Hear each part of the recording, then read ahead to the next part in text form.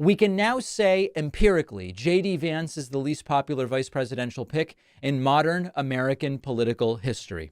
It's an incredible thing, given that Trump's track record of claiming that he is the best at hiring people has been proven wrong time and time and time again. Washington Post reports J.D. Vance is unusually unpopular as a vice presidential pick. Trump didn't just pick a guy who's not particularly popular. He picked a guy who is particularly unpopular. There's a very good piece in Washington Post's weekend edition by Philip Bump, and it explains both the polling and the sort of qualitative story about J.D. Vance. And in looking at historical vice presidential picks, you see that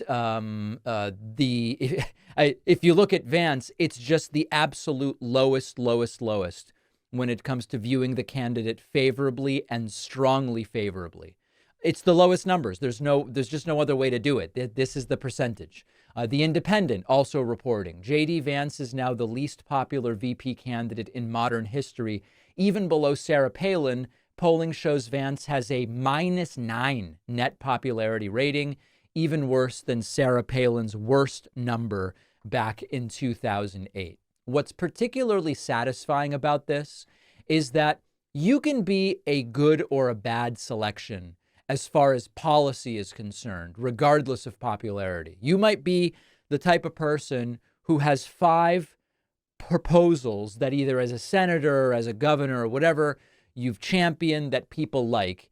And then there's just something personality-wise about why people don't like you or whatever. Or it could be the opposite, where people like you, but there's absolutely no substance there whatsoever. In either case, you can fall into problematic thinking. Like, for example, strictly speaking, evaluating a candidate only on popularity is, in a sense, an appeal to popularity fallacy. However, in a way, it is a popularity contest, particularly when it comes to the VP.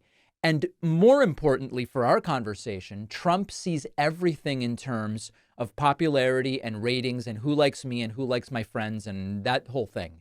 And we know from numerous reports that it is killing Trump that Vance is so disliked. Is it killing Trump enough to fire J.D. Vance? Probably not, because then he'd be implicitly admitting that he made yet another hiring mistake, dozens of which, of course, we already know he made, given all the people he hired during his first term, who he now says are absolutely horrible. But no, I don't think he's disgusted enough with the J.D. Vance situation to fire the guy, but time will tell, and the polls are not looking good. I want to talk about that next. Data brokers are constantly gathering vast amounts of information about your online activities, address, phone number, email, financial details, even political affiliations. Anyone, including your ex or your boss, can easily find your personal information on public data search sites. They sell this data to other companies, the FBI and NSA, even buy this data in bulk to monitor Americans without a warrant. These data set lists are also where scammers and spammers get your information to send, call, text, and email you. But you can stop them. Our sponsor, Incogni, sends data removal requests to data brokers who are legally required to comply. If any information stays online, Incogni will follow up and make sure that it's removed. And they keep you updated every step of the way, so you will know when your data has been removed. Saves you hundreds of hours of work. Almost no one could do this on their own if you have any other responsibilities in your life. I use Incogni myself, and what they're able to accomplish and quickly is impressive.